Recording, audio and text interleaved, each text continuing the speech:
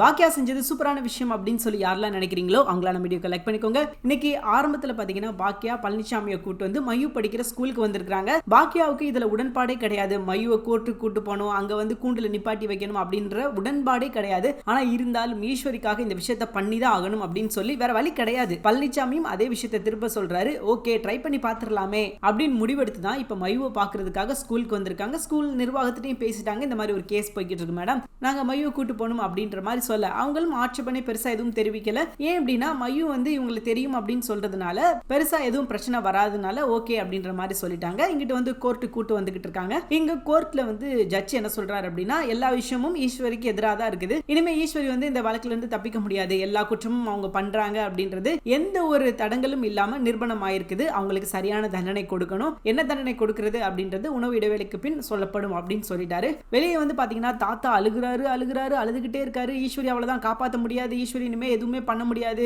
ஈஸ்வரி நமக்கு கிடையாது அப்படின்ற மாதிரி அவர் ரொம்பவே ஃபீல் பண்ண ஆரம்பிச்சிட்டாரு. அப்புறம் அவரை கூட்டு போய் வெளியே விட்டுட்டாங்க. ஜட்ஜ் வந்து மதியத்துக்கு அப்புறம் நான் எதனால சொல்றேன் அப்படின்னு சொல்லி அவர் கிளம்பி போக அதுக்கப்புறம் இவங்களுக்குள்ளே பேசிக்க ஆரம்பிச்சிட்டாங்க. அவ்வளவுதான், நீ எதுவுமே பண்ண முடியாது அப்படின்னு சொல்லிட்டு இவங்க பேச ஆரம்பிக்கிறாங்க.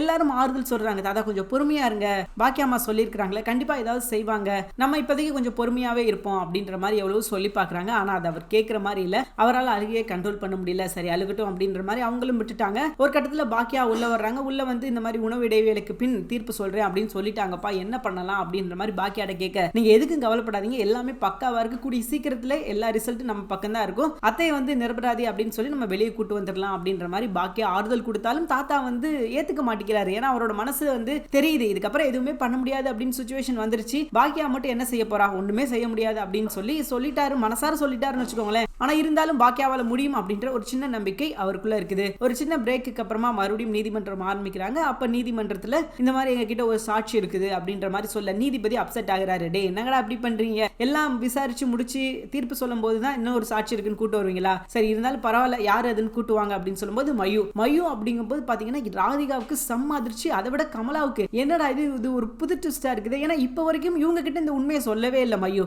அதனால மயூ வருவாங்க அப்படின்னு சொல்லி அவங்க எதிர்பார்க்கவே இல்லை. மயூ வந்து அங்க நிக்கிறாங்க. மயூட்ட வந்து கேக்குறாங்க என்னமா நடந்துச்சு, நீ என்ன பார்த்த அப்படின்றத ஒண்ணு விடாம சொல்லு அப்படின்ற மாதிரி கேட்கும்போது மயூ வந்து நடந்த விஷயத்த ஒண்ணு விடாம சொல்றாங்க. அம்மா வந்து தண்ணி குடிக்கணும் அப்படின்னு போனாங்க, அப்புறம் ஃப்ளவர் ஃபேஸ் தடுத்து அவங்க கீழே விழுந்துட்டாங்க.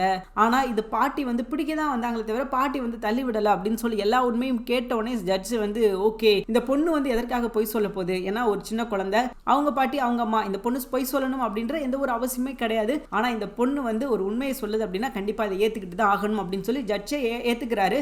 ஆனா கமலாவோட லாயர், அதாவது இவங்க இந்த குழந்தைய போய் சொல்லி ஏமாத்தி அப்படிங்கும்போது தயவு செஞ்சு கொஞ்சம் நிறுத்துங்க, அவங்க எல்லா விஷயத்தையும் சொல்லிட்டாங்களே நான் பாத்துக்கிறேன் அப்படின்ற மாதிரி சொல்லிட்டாரு. அதுக்கப்புறம் என்ன அவர் போய் உட்காந்துட்டாரு. கமலாவுக்கு வயிற்றுச்சல் தாங்க முடியல. ஏன்னா வரும்போதே பாத்தீங்கன்னா எத்தனை வருஷம் ஜெயில் தண்டனை கொடுக்க போறாங்கன்னு தெரியலையே அப்படின்னு புலம்பிட்டு வந்தாங்க. தண்டனை கொடுக்க போறாங்கன்னு தெரியும், எத்தனை வருஷம் அப்படின்றத தெரிஞ்சுக்கணும் அப்படின்னு எனக்கு ஆர்வமா இருக்குது அப்படின்லாம் புலம்பிட்டு வந்திருந்தாங்க. கடைசியில பாத்தீங்கன்னா ஈஸ்வரி மேல எந்த தப்பும் இல்லை அப்படின்றத நாளைக்கு எபிசோட்ல சொல்லி அவங்கள ரிலீஸ் பண்ண போறாங்க. தேங்க்யூ ஃபார் வாட்சிங். இந்த வீடியோ உங்களுக்கு பிடிச்சிருந்துச்சுன்னா மறக்காம லைக் பண்ணிக்கோங்க. நம்ம சேனலை நீங்க இன்னும் சப்ஸ்கிரைப் பண்ணலையா மறக்காம சப்ஸ்கிரைப் பண்ணுங்க. கூடவே பக்கத்துல இருக்கிற பெல் ஐகானை கிளிக் பண்ணிக்கோங்க. தேங்க்யூ.